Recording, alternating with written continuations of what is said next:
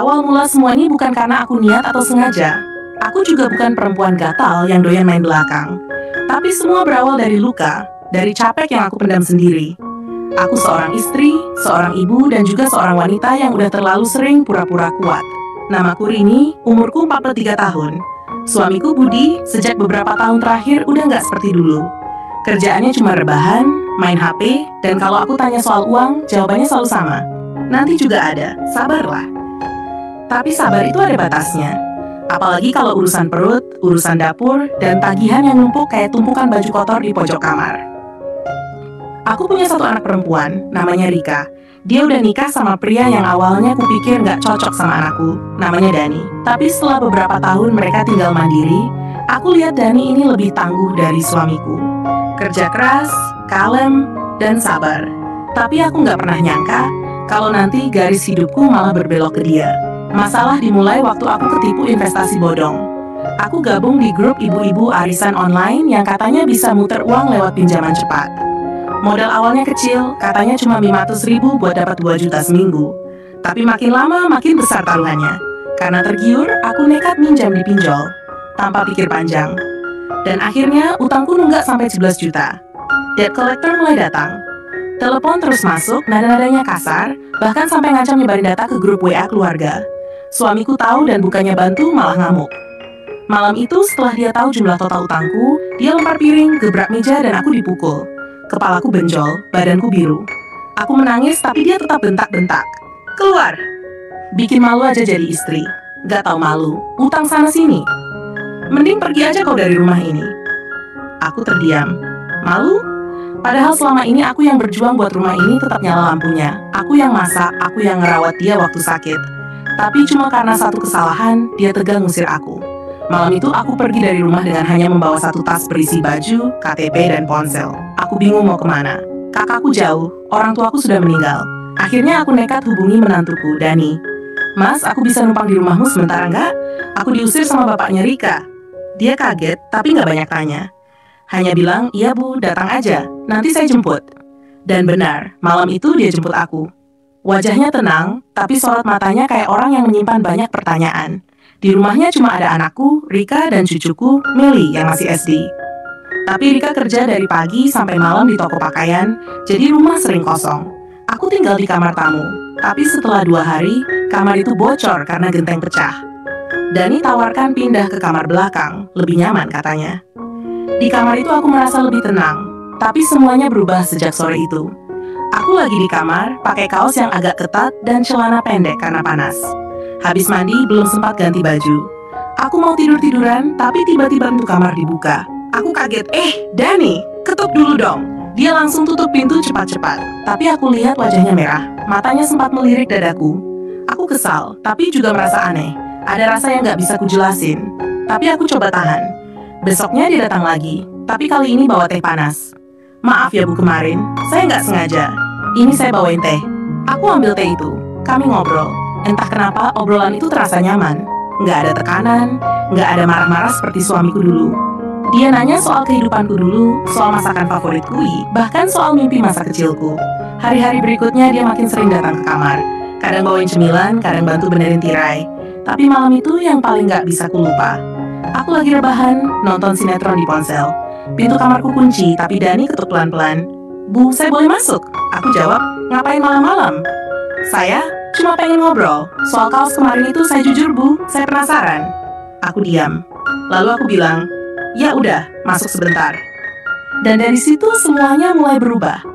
Obrolan jadi sentuhan. Sentuhan jadi pelukan. Dan pelukan jadi hal yang tak seharusnya terjadi antara aku dan menantuku sendiri. Malam itu kami terdiam lama. Tapi tak ada penyesalan. Justru yang ada perasaan aneh, kayak dibutuhkan, kayak dihargai. Dan Dani, pria yang dulunya hanya menantu, mulai menunjukkan rasa yang selama ini gak pernah aku dapat dari suamiku. Tiap hari dia makin sering masuk kamar. Kadang pagi, kadang sore, saat anakku pergi kerja. Dia bilang dia nyaman di kamar itu.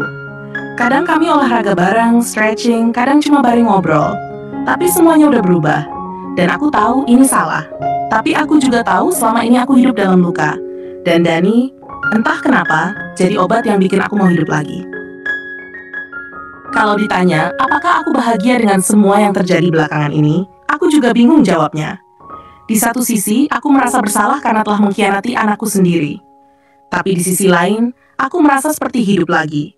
Dani, menantuku, memperlakukanku seperti wanita, bukan sekadar ibu atau istri tua yang dianggap beban rumah tangga. Setelah malam pertama kami menyentuh batas yang tak seharusnya, hubungan itu terus berlanjut. Bukan cuma sekali, tapi berkali-kali.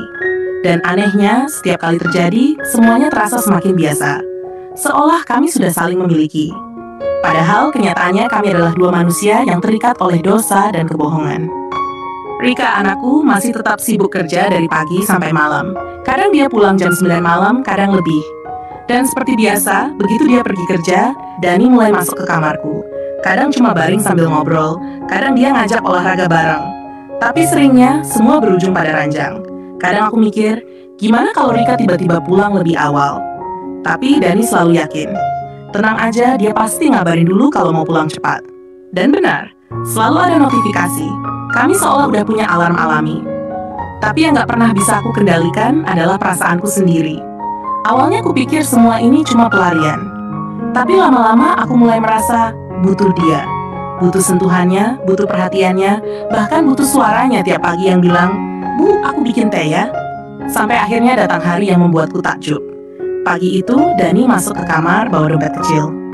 Dia duduk di sampingku, pegang tanganku lalu buka dompet itu. "Bu, ini ada uang sisa dari investasi emas. Aku beli beberapa gram waktu harga turun, terus minggu lalu aku jual karena harga naik lumayan jauh." Aku kaget. "Investasi? Kamu bisa begitu?" Dia senyum kecil. "Dulu aku belajar dari teman kerja, lumayan buat tambahan. Nah, dari keuntungan itu, ini ada 5 juta. Aku tahu Bu punya utang sama pinjol kan? Pakai aja ini buat lunasin sebagian." Aku terharu, tapi sekaligus curiga. "Kok kamu baik banget sama ibu? Kamu gak takut Rika tahu?"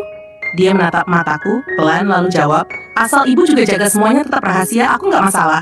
Tapi aku punya satu permintaan." Aku diam. "Sisanya bisa aku bantu. Tapi, ibu harus jadi milikku sepenuhnya. Di sini, di rumah ini, di kamar ini, gak boleh ada rasa bersalah, gak boleh ada batas. Dan yang paling penting, jangan pernah bilang ke Rika." Aku lemas. Di satu sisi, aku tahu ini salah. Tapi di sisi lain, siapa lagi yang bantu aku di saat semua orang ninggalin aku? Akhirnya aku angguk. "Iya mas, aku janji." Dan dari situ semuanya semakin dalam. Aku benar-benar jadi miliknya, seutuhnya. Dani mulai masuk ke kamar bukan cuma pagi, tapi juga siang, bahkan malam saat anakku belum pulang. Dia makin berani, makin terbuka, dan aku makin hanyut. 1 bulan berjalan. Uang dari Dani mulai menutup satu persatu tagihanku di pinjol. Bahkan ada satu aplikasi yang dulu sempat teror aku tiap hari, sekarang udah bungkam. Karena Dani bayar langsung ke rekeningnya. Aku tanya, "Kamu punya uang sebanyak itu dari emas aja?" Dia jawab sambil nyender di kasur. "Gak cuma emas. Sekarang aku main juga di reksadana sama token digital. Tapi yang paling cuan itu emas. Aku udah biasa beli pas turun, jual pas naik. Kuncinya sabar." "Bisa ngajarin aku?" tanyaku polos. "Bisa. Tapi bayarannya 1, katanya sambil ketawa kecil. "Setiap kali ibu pengen belajar, kita belajar di atas kasur." Kami ketawa, tapi aku tahu itu bukan bercanda. Sampai pada satu titik, Dani ngajak aku keluar kota. Alasannya mau pantau harga emas langsung ke toko langganannya. Dia ajak aku naik motor, boncengan, pakai masker dan kacamata biar gak dikenali. Kami nginep di hotel murah 1 malam. Dan di malam itu aku sadar, aku udah jauh. Terlalu jauh. Tapi kenapa aku nggak bisa berhenti? Saat kembali ke rumah, aku lihat Rika lagi duduk di ruang tamu. Wajahnya capek banget. Dia peluk aku, bilang, "Bu, aku capek banget kerja begini terus. Tapi aku senang ibu sekarang kelihatan lebih sehat dan ceria." Aku langsung pengen nangis, tapi aku tahan. Di dalam hatiku, aku teriak, "Nak, ibu nggak secerah yang kamu kira. Ibu hancur. Dan kamu nggak tahu." Hari-hari berlalu. Dani makin berani, sekarang dia kadang masuk kamar meski Rika masih di rumah. Tapi dia tahu waktu, tahu momen. Kadang cuma 5 menit, 10 menit, tapi cukup buat menyalakan bara di dada kami. Suatu hari, Dani kasih aku kartu ATM. "Ini isinya tabungan dari investasiku. Kalau ibu butuh apa-apa, ambil aja." Aku bengong. "Kamu yakin?" Dia angguk. "Ibu itu bukan cuma orang tua. Ibu itu sumber semangatku. Aku bisa begini ya karena ibu." Tapi semua ada harganya. Aku makin dihantui rasa bersalah. Setiap kali Rika cium pipiku dan bilang terima kasih karena udah jaga rumah, aku merasa seperti monster.